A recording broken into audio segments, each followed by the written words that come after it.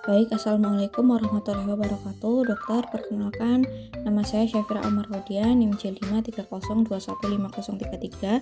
Mohon izin untuk menampilkan materi dan juga video mengenai radiografi Bitewing.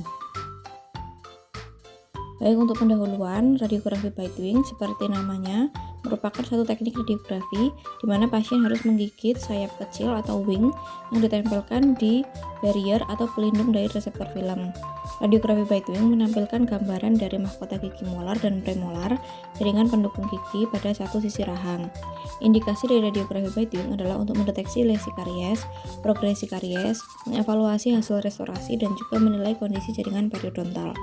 Teknik dari radiografi Bitewing ini pada dasarnya adalah tidak menggunakan film holder, melainkan pasien menggigit sayap film untuk stabilisasi film di dalam rongga mulut. Walaupun dalam perkembangannya radiografi Bitewing itu juga ada teknik modernnya di mana terdapat film holder dari radiografi Bitewing dan juga alat untuk mengarahkan tube X-ray. Radiografi Bitewing memiliki kelebihan dan kekurangan. Kelebihannya adalah dapat digunakan untuk memeriksa gigi rahang atas dan rahang bawah sekaligus. Kemudian dapat dipakai untuk pemeriksaan berkala pada pasien dengan perkiraan insiden karies yang cukup tinggi, sehingga bisa untuk mendeteksi karies dini. Kemudian juga dapat menunjukkan karies sekunder yang berada di bawah tumpatan. Kemudian pada radiografi Bitewing ini, puncak tulang alveolar terlihat jelas dan cocok untuk pasien yang memiliki refleks muntah yang tinggi. Sedangkan untuk kekurangannya, pasien itu akan sering sulit mengoklusikan kedua rahang sehingga puncak alveolar tidak terlihat.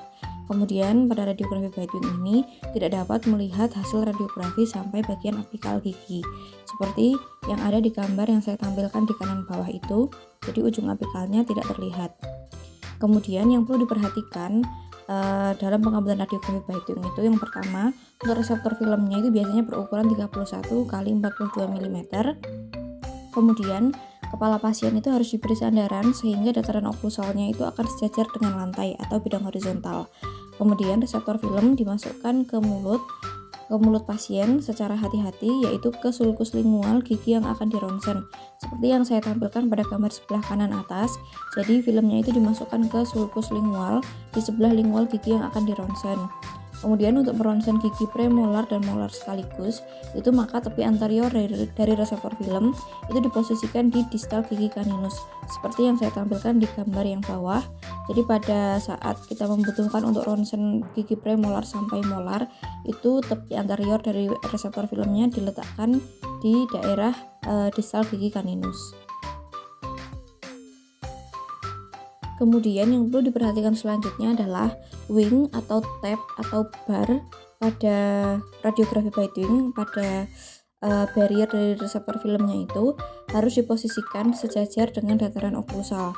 Jadi yang dimaksud dengan wing ini, dia merupakan suatu bagian yang terpisah dari reseptor film dan dari barrier film, sehingga harus kita tempelkan setelah kita memasukkan reseptor film ke dalam barrier atau protektor film. Nah, itu harus diposisikan di tengah dan tidak boleh miring, jadi harus sejajar dengan dataran oklusal. Kemudian reseptor film diposisikan secara horizontal atau vertikal sesuai kebutuhan, seperti yang saya tampilkan pada gambar yang ada di atas. Yang sebelah atas itu, yang dua kiri itu adalah posisi dari radiografi Bitewing, reseptor filmnya yang bentuknya horizontal, sedangkan yang sebelah kanan atas itu yang posisinya vertikal, yang mana ini digunakan dua film pada saat pengambilan radiografi, karena ini sesuai kebutuhan saja, ini supaya untuk mencakup gigi premolar dan molar sekaligus. Kemudian gigi posterior yang akan dironsen itu harus berkontak dengan film sedekat mungkin, seperti yang bisa dilihat pada gambar yang ada di bawah. Jadi kontaknya itu sedekat mungkin dengan gigi yang akan dironsen. Kemudian gigi posterior yang akan dironsen itu harus sejajar dengan reseptor film, yang mana ini kaitannya dengan bentuk lengkung gigi ya. Kadang-kadang membutuhkan dua film yang terpisah untuk bisa mencakup gigi keliginya karena pertimbangan dari bentuk lengkung gigi. Seperti yang bisa dilihat pada gambar yang ada di bawah itu ada contoh dari bentuk lengkung gigi, yaitu U-shape dan juga V-shape. Ada juga yang square. Kemudian untuk skenario kasus pada video kali ini, pasien perempuan berusia 24 tahun datang dengan keluhan gigi terasa nyeri. Pasien mengatakan keluhan dirasakan sejak beberapa hari yang lalu di gigi kiri bawah belakang. Keluhan semakin nyeri jika terkena minuman dingin. Pasien belum pernah ke dokter gigi sebelumnya dan pasien tidak memiliki riwayat penyakit sistemik apapun dan tidak memiliki alergi. Pasien biasa menyikat gigi 2 kali sehari saat mandi. Kemudian dokter gigi melakukan pemeriksaan intraoral dan terlihat adanya gambaran membayang atau gelap pada gigi 36 sisi distal. Tes vitalitasnya positif, perkusi negatif, dan palpasi negatif. Untuk memastikan diagnosis, dokter gigi kemudian menginstruksikan pasien untuk melakukan pengambilan ronsen radiografi Bite Wing sebagai pemeriksaan penunjang terlebih dahulu. Setelah ini kita akan melihat video simulasi pengambilan ronsen radiografi Bite Wing. Jadi pertama-tama saya akan mempersilahkan pasien masuk dan duduk, kemudian saya akan menanyakan identitas pasien, menjawab identitas pasien, menanyakan keluhan pasien. Kemudian setelah itu, setelah saya menanyakan keluhan pasien, saya akan meminta surat rujukan jika ada. Kemudian saya akan menginstruksikan pasien untuk menandatangani form consent. Setelah pasien setuju, saya akan menjelaskan tata cara ronsen radiografinya. Kemudian saya akan meminta pasien untuk melepaskan kacamata dan juga perhiasan yang dipakai. Saya akan mempersiapkan alat dan bahan. Di sini ada APD pasien dan operator, kemudian diagnostic set, handscoon, masker, alat tulis, alkohol, tube X-ray, digital X-ray scanner, kemudian ada filmnya untuk Bite Wing, kemudian ada kertas glossy dan komputer penunjang.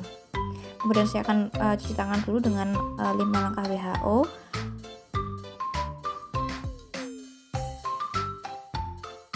Kemudian saya akan menggunakan APD untuk operator, kemudian menggunakan masker dan juga handscoon. Lalu saya akan mempersilahkan pasien untuk masuk, kemudian memakaikan baju pelindung timbal pada pasien, kemudian menginstruksikan pasien untuk duduk, melihat ke depan tegak dengan bidang sagital tegak lurus lantai. Kemudian saya akan mempersilahkan pasien untuk membuka mulut, kemudian melihat kondisi rongga mulut dan gigi yang akan dilakukan ronsen. Kemudian film dimasukkan ke dalam cover film dan juga envelope, kemudian dipasangkan film bar untuk digigit pasien. Lalu pasien diinstruksikan membuka mulut, kemudian masukkan film dengan memegang film bar dan diposisikan ke gigi yang akan dilakukan ronsen, kemudian pasien diinstruksikan untuk menggigitnya. Posisikan tube X-ray di gigi yang akan dilakukan ronsen berada di tengah dengan angulasi vertikal 5-10 derajat, tekan tombol exposure, lalu setelah itu pasien diinstruksikan untuk membuka mulut dan film diambil. Dibersihkan dengan alkohol, kemudian dilepaskan dari cover film, kemudian setelah itu dimasukkan ke dalam digital X-ray scanner dan dilihat menggunakan komputer penunjang. Diatur kontras dan densitasnya, kemudian jika sudah sesuai maka diprint di kertas glossy.